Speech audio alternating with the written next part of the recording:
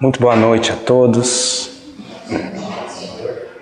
Que a paz e a luz do nosso Mestre e amigo Jesus nos envolva e conduza as nossas reflexões da noite de hoje. É sempre uma alegria poder vir até essa casa, voltar a Bento e compartilhar dos aprendizados, das lições que Jesus nos deixou e segue nos inspirando através dos seus missionários, dos trabalhadores da espiritualidade que nos amparam e nos orientam. Que nós possamos, ao buscar as lições do Cristo, ao buscar os aprendizados, as lições que a doutrina espírita nos traz, nós possamos nos tornar independentes dos vícios, das nossas mazelas do ontem. Que a nossa grande independência seja nesse sentido. Que os povos possam se tornar livres de todos esses males. Mas, para a noite de hoje, nós buscamos fazer uma reflexão em torno de uma passagem que está no Evangelho de Lucas, de Mateus, de Marcos e de João. Mas nós vamos buscar aqui o texto que está no Evangelho de Lucas, no capítulo 9, a partir do versículo 10. Uma passagem bastante conhecida, a passagem da primeira multiplicação de pães e peixes. Mas, como sempre gostamos de fazer, seguindo a orientação de Kardec, ao escrever o Evangelho segundo o Espiritismo, a nossa busca ao analisar a passagem é sempre uma busca por extrair as lições morais que a passagem tem a nos oferecer. Nós não vamos buscar os aspectos mais técnicos ou que poderiam gerar alguma polêmica. É importante até mesmo buscar entender esses fenômenos, a complexidade. E Allan Kardec faz isso muitas vezes, inclusive no 5º livro da codificação, a Gênese. Mas a nossa busca hoje é por um alimento espiritual. Ao buscar essa passagem, nós vamos em busca de uma identificação com as circunstâncias, com as personagens, com as pessoas que vão surgindo, com os sentimentos que eles vão expressando conforme se deparam com algumas situações que vão surgindo. E nós vamos buscando nos identificar com essas circunstâncias, buscando reconhecer em nós esses mesmos sentimentos, as mesmas dúvidas, os mesmos anseios. O Evangelho retrata muito isso. As fragilidades que alguns apóstolos apresentavam, as dificuldades que as multidões apresentavam ao Cristo, são as nossas. São as nossas. Por isso Jesus escolhe um colégio que expressava muito as nossas dúvidas, as nossas discussões, a nossa fome, a nossa sede. Então, ao buscar essa passagem, é com esse espírito que nós vamos, com as bases seguras da doutrina espírita, para que nós possamos explorar a essência da lição. E por isso nós pedimos à espiritualidade que nos inspire para que nós possamos extrair. É muito importante que nós perguntemos não como Jesus multiplicou, como é que se deu esse acontecimento em que uma imensa multidão de pessoas saíram saciadas de um local deserto. Mas por quê? Qual a lição? Quais as sutilezas, quais as nuances daquele momento que nos falam ao espírito imortal? É isso que nós buscamos. Então, no Evangelho de Lucas, narra o evangelista que ao retornarem de onde? Nós vamos ver depois. Que de onde os apóstolos estão retornando é importante. Ao retornarem, os apóstolos relataram a Jesus tudo quanto fizeram. Eles estavam retornando da primeira missão que haviam recebido de Jesus, de divulgação do Evangelho. Eles voltam desse envio feito por Jesus a eles, e quando eles voltam, eles passam a relatar o que haviam feito.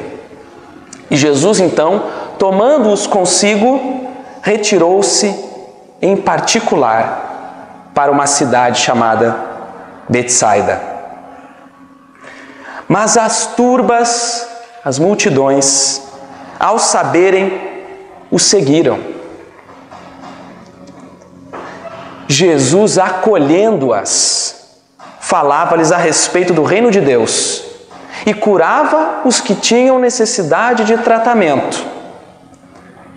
Mas o dia começou a declinar. Foi chegando o fim do dia, quando os 12 apóstolos estavam junto com Jesus, acompanhando Jesus, acolhendo as multidões, Jesus curando, Jesus confortando, esclarecendo, instruindo. E quando o dia começou a chegar ao fim, os 12 apóstolos se aproximam de Jesus e dizem: despede as multidões, manda essa turba embora, para que, indo às aldeias e campos ao redor, se hospedem e lá encontrem alimento, porque aqui estamos em um lugar deserto.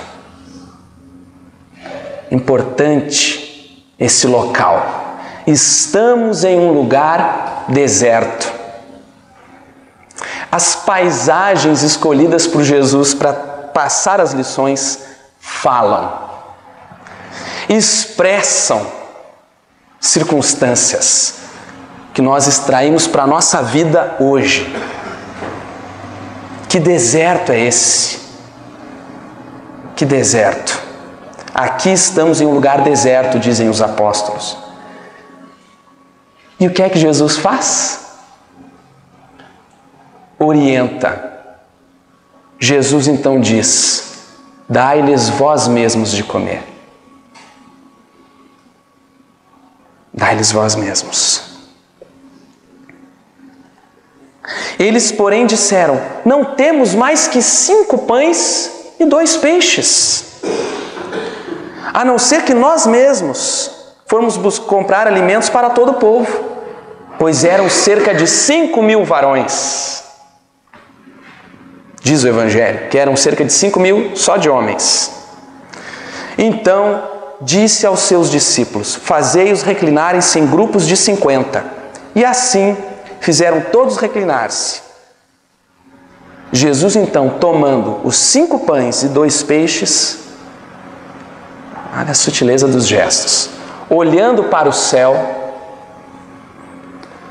abençoou-os, partiu e deu aos discípulos para oferecerem à turba. Olha, esse gesto é fundamental. Jesus pega, olha para o céu, parte, dá aos discípulos para os discípulos oferecerem às turbas.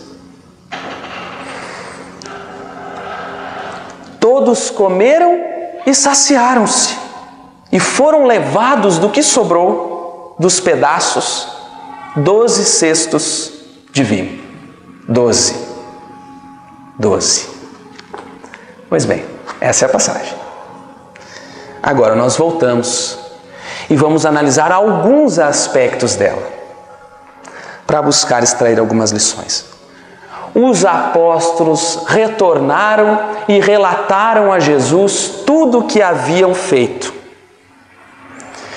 E Jesus, tomando-os consigo, retirou-se em particular. O que é que nós aprendemos aqui? Sempre que nós concluímos determinada atividade, sempre que nós somos chamados a cumprir uma determinada tarefa com Jesus, ao fim dessa tarefa, é fundamental que nós nos voltemos ao próprio Mestre. Como? A prece. Refletir sobre a atividade finalizada. Meditar sobre aquilo que nós acabamos de fazer. E buscar em prece a espiritualidade maior, os benfeitores espirituais que nos amparam. Retirar-se para uma autoanálise, para analisar se o que nós estamos fazendo está no roteiro do Evangelho. É nesse lugar particular, nesse lugar em que nós nos retiramos para a reflexão, para a introspecção, que nós vamos nos encontrar no silêncio, voltando os nossos sentimentos ao alto, numa conversa fraterna com Deus, como se nós estivéssemos falando com um amigo muito próximo. Essa prece desvestida das roupagens que muitas vezes nós vamos colocando, uma conversa fraterna. Jesus é esse orientador que acolhe os benfeitores que nos amparam, ouvem os nossos apelos e mesmo as nossas dúvidas, as nossas dificuldades, e nos amparam e nos inspiram quando nós abrimos o coração para esse momento. Então é indispensável, sempre ao final de uma atividade, voltar o coração, voltar o nosso pensamento ao alto. A prece, a meditação, a introspecção, para uma análise do caminho que estamos trilhando. Mas a passagem fala que ao saber que Jesus estava se retirando para aquele local, para um local em particular, uma cidade chamada Betsaida, com os 12 apóstolos, as multidões o seguem. O seguem. Há sempre uma multidão a nos buscar. Quando nós estamos dedicados, buscando transformar os nossos sentimentos, buscando renovar a nossa forma de pensar e as nossas atitudes, buscando estar mais próximos da vivência do Evangelho, e mesmo nos momentos que nós menos esperamos, há multidões que nos buscam, porque há muitos corações passando grandes dificuldades nesse momento. Quantos corações estão agora chorando, por dentro ou por fora, de forma visível ou sem que nós sequer desconfiamos?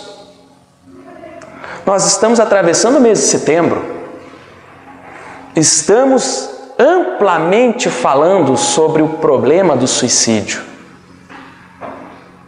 Estamos falando sobre a problemática da depressão. Quantos corações buscam essa saída, querendo aliviar as suas dores,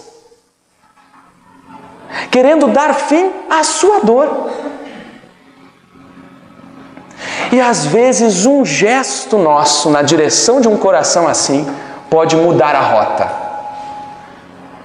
Um pouco de abertura de nossa parte, um pouco de sensibilidade, não para afastar, mas para acolher esse coração.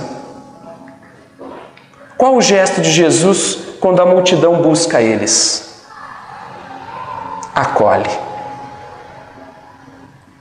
Acolher. Dizem as estatísticas que cerca de 90% ou mais dos casos de suicídio poderiam ser evitados. Nós podemos fazer muito com pequenos gestos. Essa passagem fala muito dos pequenos gestos que têm grandes consequências, grandes resultados.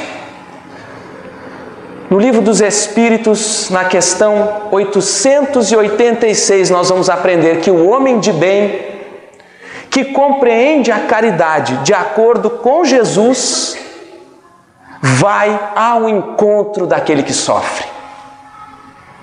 Não espera o chamado. Ele se movimenta na direção do coração que sofre, sem esperar que esse lhe estenda a mão. É o movimento, é o gesto de acolher.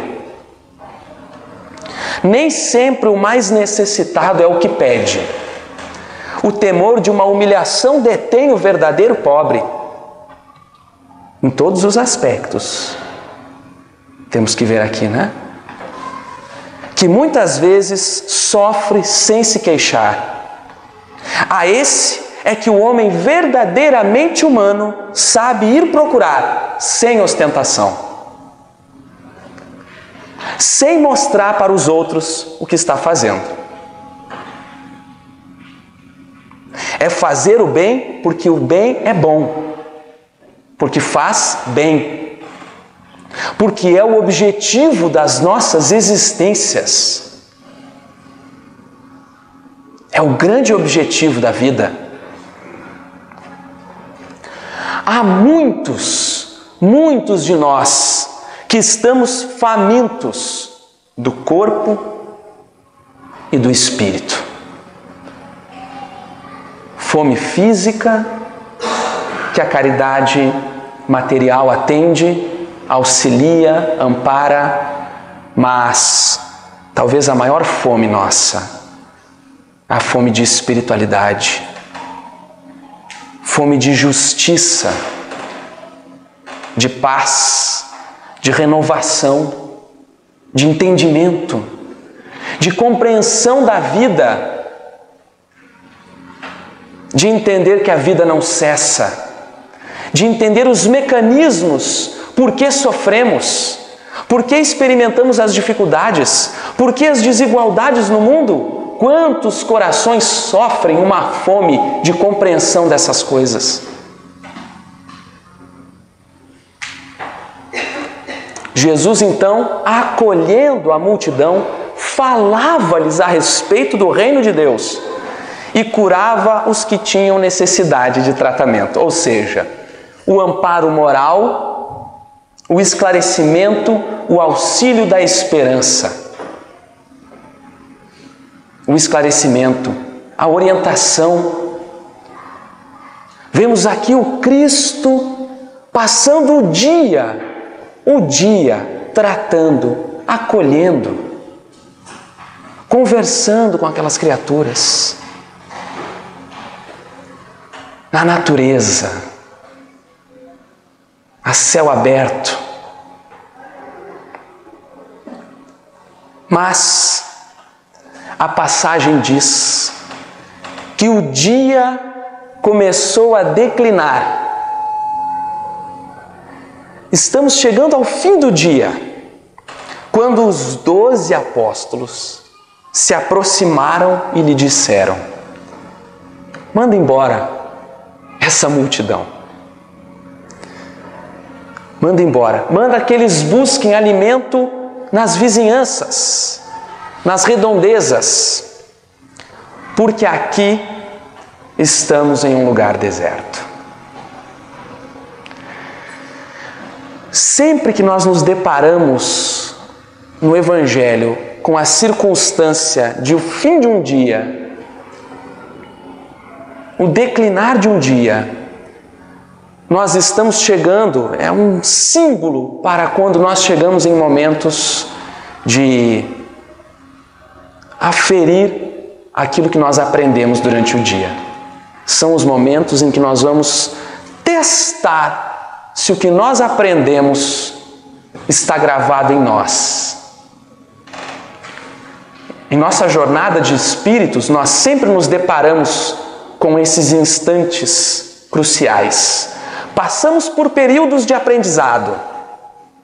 Somos chamados a experiências em que nós vamos estudar, em que nós vamos aprender, em que nós vamos presenciar outros companheiros nos ensinando com os seus gestos. Aqui os discípulos haviam voltado de uma missão de divulgação do Evangelho. Eles foram falar, eles foram anunciar o Evangelho. Então, ao voltar, eles passaram o dia vendo Jesus ensinando, curando, amparando. Eles estavam na presença do Cristo acompanhando isso.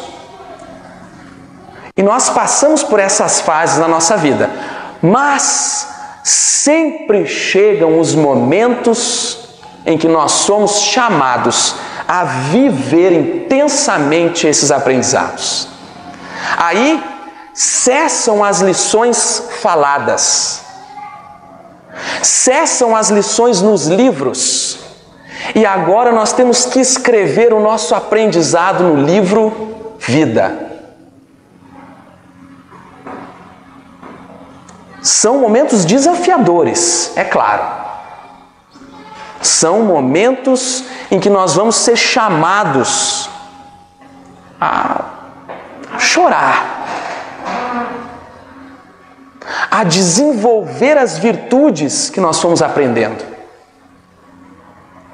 a ver se aquelas lições ficaram gravadas, porque assim nós nos desenvolvemos. Assim nós vamos criando valores em nós, desenvolvendo aquela centelha que há em nós, as virtudes que vão se desenvolvendo, os sentimentos que vão sendo educados, talhados. E os benfeitores espirituais que nos amam, nos amparam, mas é claro que não nos isentam desses momentos, porque eles também já passaram por eles. E passam por outros, eles passam por outros desafios.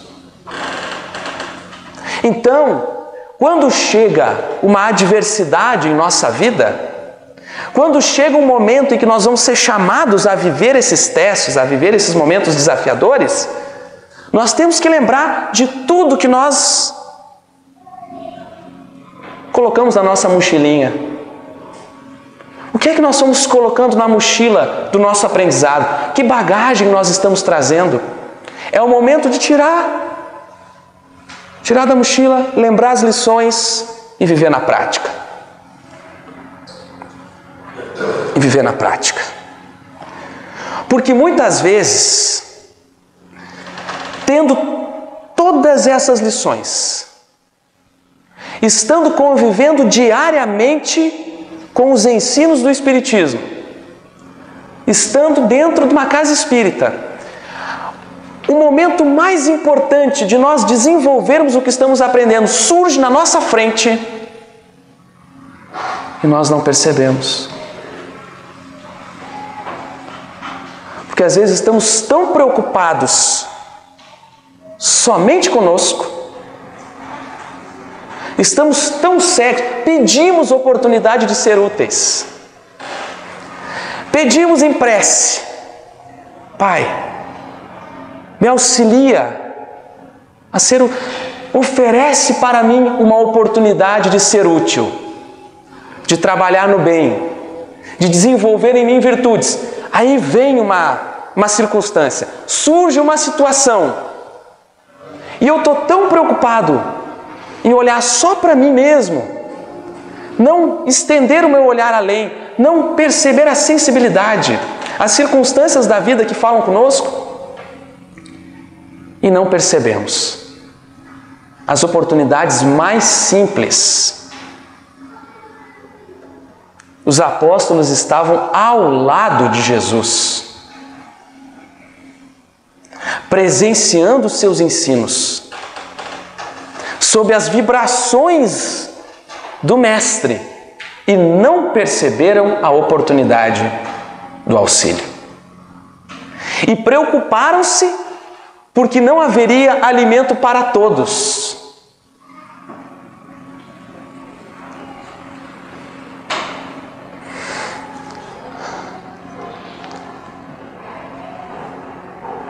Mesmo estudando todos os dias, ao nos depararmos com essas situações, nós ainda, às vezes, temos atitudes egoístas.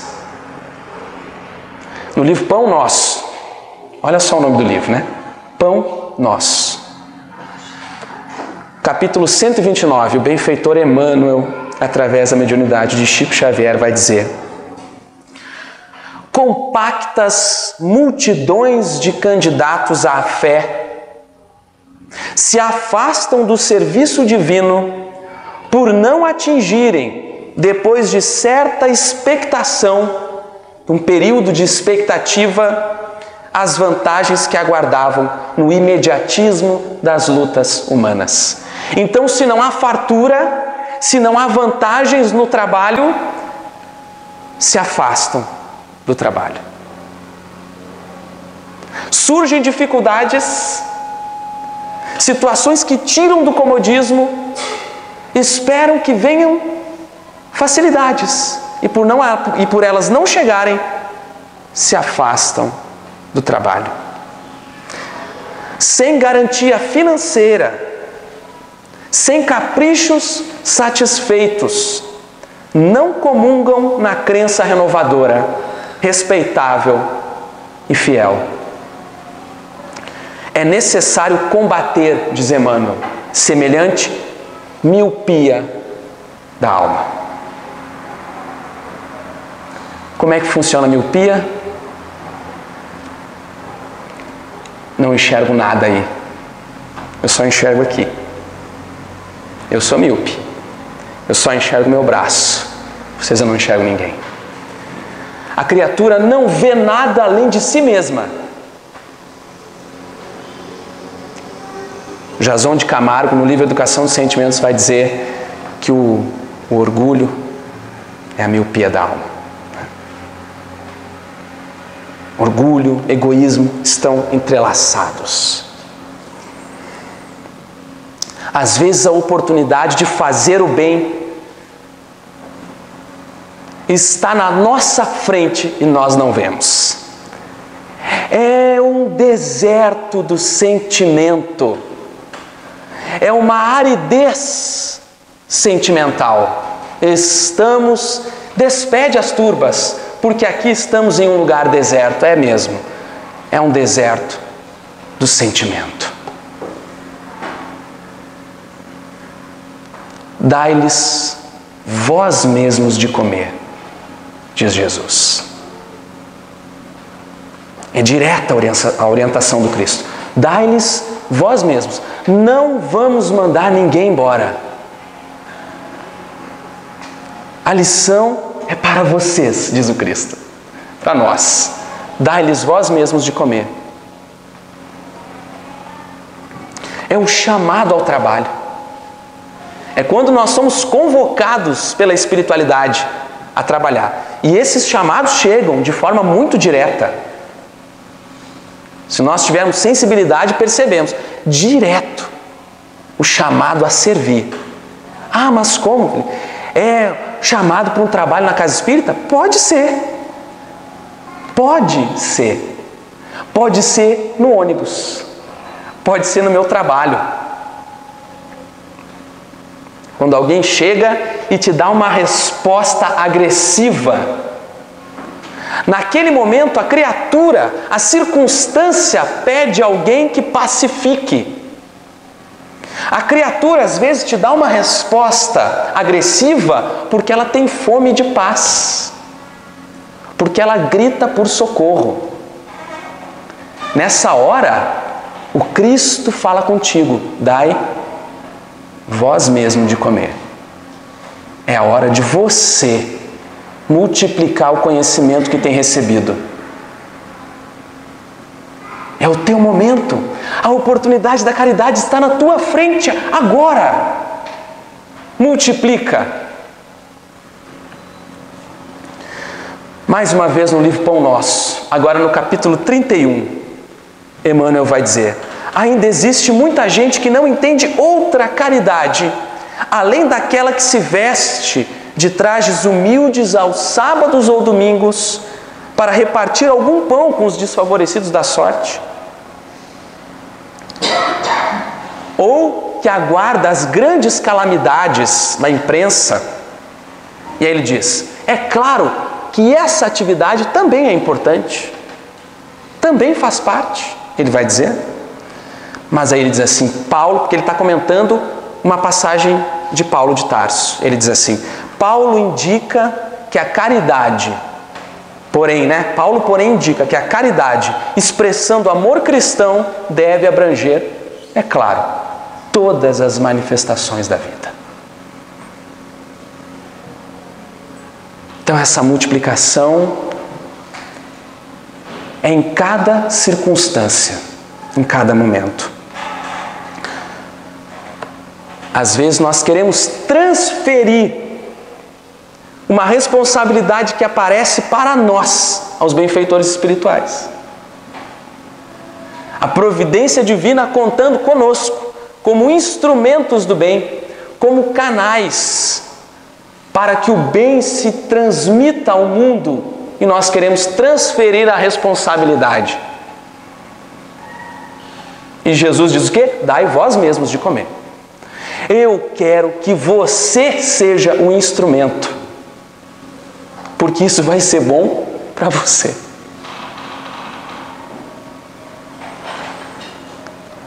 E aí o que eles dizem? Mas nós não temos mais que 5 pães e 2 peixes. É uma multidão. Nós só temos 5 pães, 2 peixes.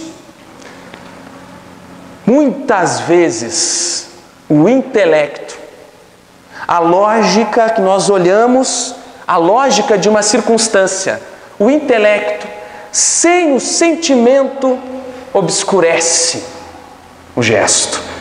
O intelecto muitas vezes obscurece o sentimento. A criatura pode sensibilizar-se, mas a lógica diz uma coisa.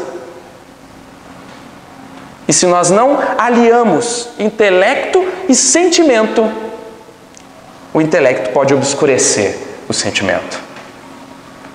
Nessa hora, a lógica dizia o quê? O intelecto olha, vê 5 pães, 2 peixes, uma multidão, não dá.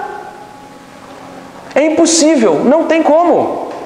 Quantas vezes na tua vida, na nossa vida, nós nos deparamos com circunstâncias assim? Nós olhamos e dizemos assim, não dá, não tem solução esse problema. Essa situação não tem, eu já fiz tudo. Ou nós olhamos e tudo indica que não tem como resolver. Nós olhamos assim, não vai dar, não vai dar, não vai dar. Nós esquecemos aí o poder dos pequenos gestos. Nessas horas nós somos chamados a trabalhar fé, confiança, seguir a orientação do alto, seguir a orientação do Cristo. Quem já leu o livro Paulo e Estevão se depara com a situação de Estevão, ainda quando se chamava Gesiel, vendo o pai ser assassinado, a irmã despejada e ele sendo escravizado e indo para os remos naqueles navios romanos. O que você espera de uma situação como essa? Ele é chamado para cuidar de um oficial. O oficial está com uma doença contagiosa. Ele passa a cuidar. Quando o oficial se cura, ele adoece. O que é que se espera de uma situação dessas? Ele é então libertado. Chega na praia, na margem, doente, cai quase morrendo. Quando ele acorda, acha que alguém vai ajudar ele, é um ladrão que está querendo matar ele. O que a gente espera dessa circunstância? Um ladrão querendo roubar a tua bolsa, pronto para te assassinar. O que você espera? O ladrão leva ele para um cristão que o conduz à casa do caminho em Jerusalém. O que é que nós esperaríamos numa circunstância como essa? Mas Estevão permaneceu o tempo inteiro fiel a Deus. Ainda que as circunstâncias mostrassem que tudo se perdia, ele permaneceu fiel. Confiante, esperançoso, amando, trabalhando e esperando. E perdoando muito.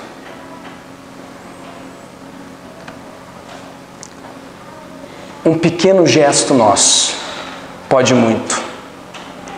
Às vezes basta um abraço para dissolver desentendimentos.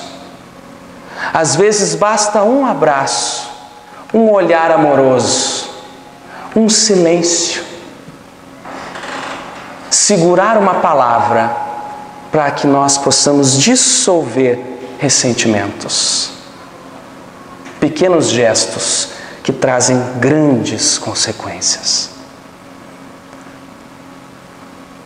Às vezes nós achamos que as nossas várias reencarnações que já tivemos, transitando pelos caminhos do engano, por experiências dolorosas,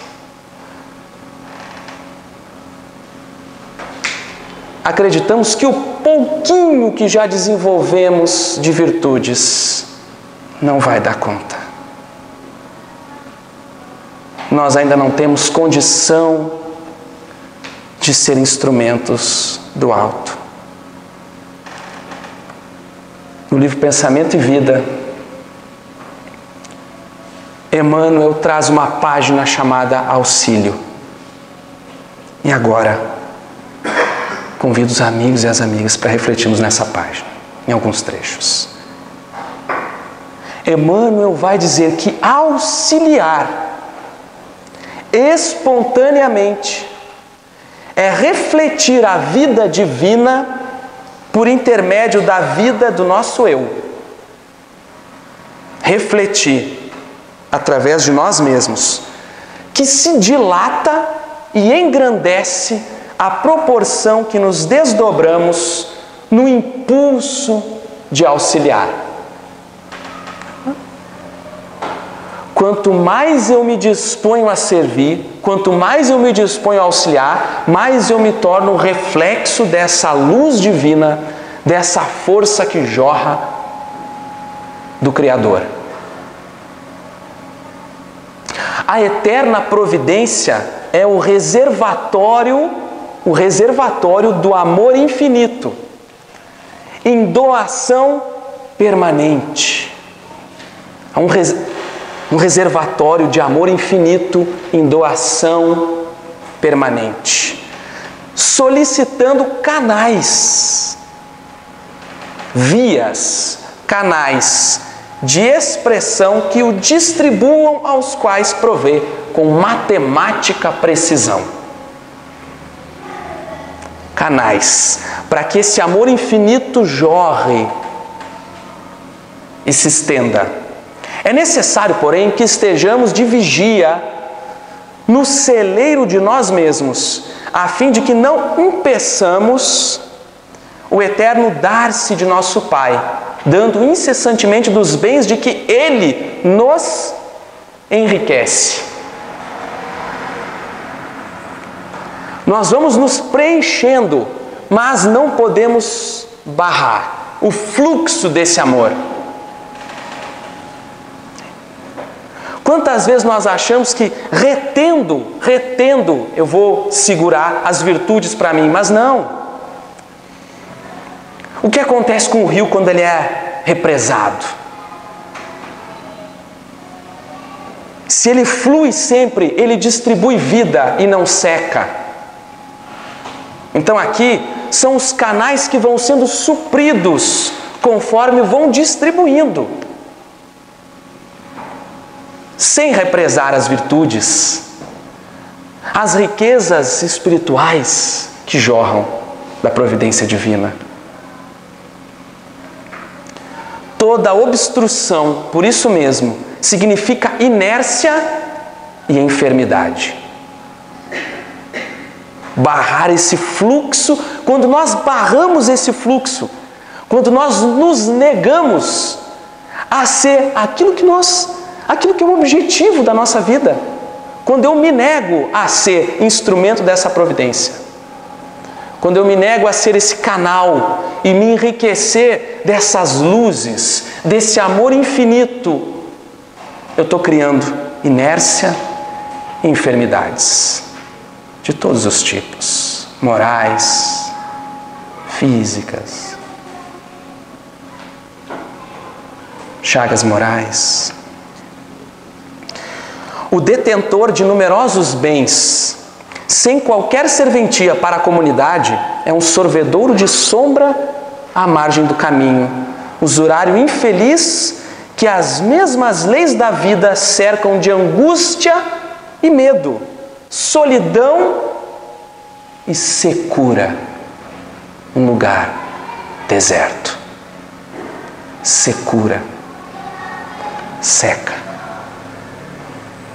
Porque nos sentimos angustiados, porque temos um vazio existencial. Pensemos se nós não precisamos retomar o caminho da nossa jornada espiritual em direção a Deus. Retomar o caminho do bem, da nossa transformação moral.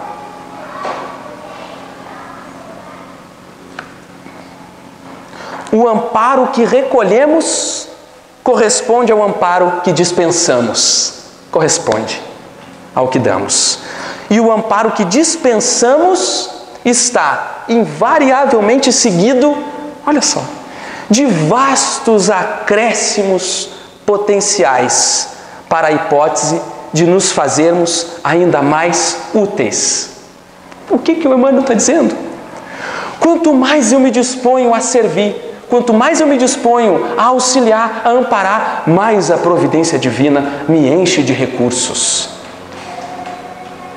Eu vou sendo preenchido de recursos. As minhas dificuldades,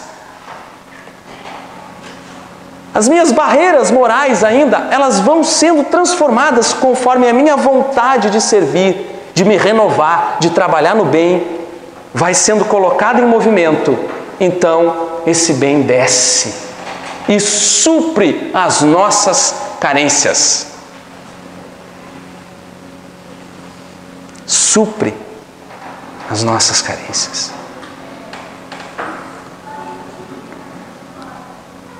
Ajudar com o sentimento, com a ideia, com a palavra e com a ação, ajudar a todos e melhorar sempre é invocar em nosso favor o apoio integral da vida. O Emmanuel está dizendo aqui, o universo conspira a favor quando nós resolvemos agir no bem. Não nos esqueçamos, pois, de que o auxílio que prestamos às criaturas, sem exigência e sem pagamento, é a nossa rogativa. Esse gesto em si já é uma rogativa silenciosa ao socorro divino que nos responde invariável com a luz da cooperação e do suprimento. Multiplicam-se as nossas possibilidades. Multiplicam-se. Jesus, então, tomando 5 pães e 2 peixes, olhando para o céu, abençoou-os, partiu e deu aos discípulos para que eles oferecessem à turba. O que nós estamos vendo aqui? O que nós acabamos de ler no capítulo Auxílio do Pensamento e Vida. Emmanuel explicou a passagem. Explicou o Cristo distribuindo os recursos para que os próprios apóstolos fossem instrumentos a distribuir à multidão. Abrir o coração ao trabalho é ser instrumento desse amor. Um pequeno gesto, a migalha que foi transmitida aos discípulos para que eles distribuíssem aos outros, torna-se um gesto imenso quando em conexão com o alto, quando em conexão com a espiritualidade superior, quando voltado a esse amor infinito. Se somos fiéis aos propósitos do Cristo, aos propósitos de renovação do Evangelho, ainda que o nosso intelecto muitas vezes negue as possibilidades, a sabedoria divina provê. Até que o nosso intelecto consiga acompanhar, consiga renovar-se junto com o nosso sentimento, e eles caminhem juntos, lado a lado, intelecto a serviço do bem, com o sentimento talhado, educado.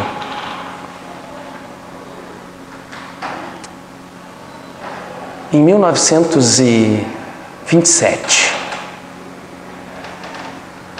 um jovem com 17 anos havia psicografado a sua primeira mensagem havia 2 dias. Ele em preces, sozinho no seu quarto, ajoelhado, ainda com as suas lembranças da sua religião que trazia, ajoelhado na cama fazia preces e nota um clarão iluminando o seu quarto. E um espírito que lhe aparece de uma mulher trajando aquelas vestes antigas, lhe aparece e lhe diz: Francisco, você não me conhece nesta encarnação. Eu sou Isabel e venho pedir o teu auxílio para distribuir pães aos pobres. Era o espírito de Isabel de Aragão, aquela que fora rainha e durante a sua encarnação na terra como Isabel de Aragão distribuía pães aos pobres escondida do rei. Ela voltava em espírito e aparecia para o jovem Chico Xavier, inspirando-lhe a seguir no trabalho de distribuição, a iniciar um trabalho de distribuição de pães aos pobres. E o que o Chico pensou nessa hora? Extremamente pobre, uma família extremamente pobre, em Pedro Leopoldo, lá no interior de Minas. Ele se lembra do que ele tinha na mesa, na sala de casa, na cozinha. Ele disse: minha irmã, nós não temos pães nem para nós. Como eu vou distribuir pães aos pobres se nós não temos pães para nós sequer, para nossa família, muitos irmãos? Como? E ela diz assim: não se preocupe, os recursos chegarão na hora oportuna.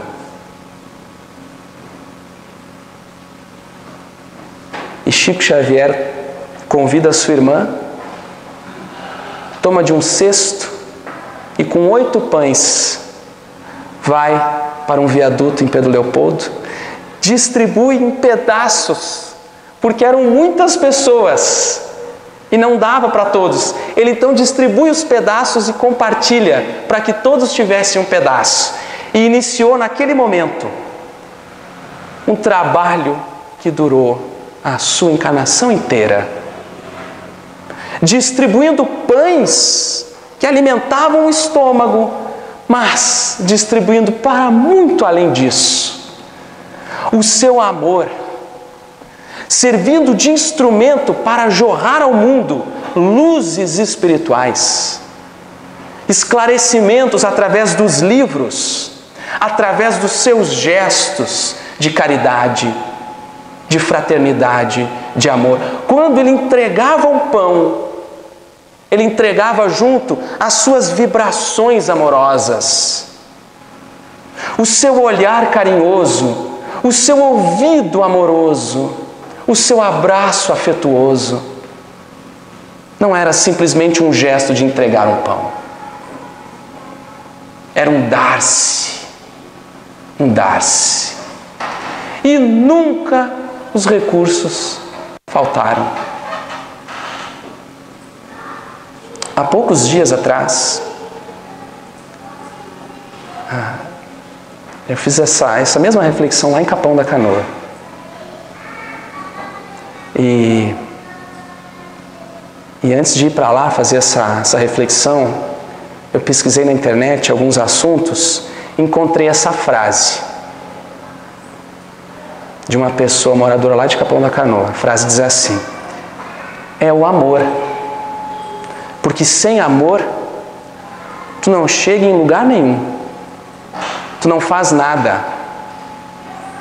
Tudo o que tu fizeres com amor, rende. Essa frase é da dona Zezé do Pão, que lá em Capão da Canoa, há anos e anos, faz um trabalho de distribuir pães aos pobres. E as pessoas que frequentam e vão lá auxiliá-la contam que várias vezes ela não tinha recurso algum, não sabia como ela ia fazer para oferecer o pão no dia seguinte. Inesperadamente chegavam doações de fardos e fardos de farinha. Quando menos se esperava, os recursos chegavam, de forma que nunca faltasse um pão a ser distribuído. Ao final da passagem, quando todos saem saciados após comerem migalhas, a passagem diz que todos comeram e saciaram-se e foram levados do que sobrou dos pedaços 12 cestos de vime. Por quê? 12 eram os apóstolos. Quando o trabalhador do Cristo se dispõe a compartilhar, não a reter, quando ele se desenlaça do egoísmo, quando ele compreende qual é o objetivo da vida e se dispõe a compartilhar, nós nos repletamos de virtudes. Nós saímos com o coração repleto, cheio, saciado. A nossa fome sai saciada. E nós saímos da lição repletos de valores, de virtudes, de alimento espiritual. Vamos fazer a prece de encerramento? Está na hora. Vamos.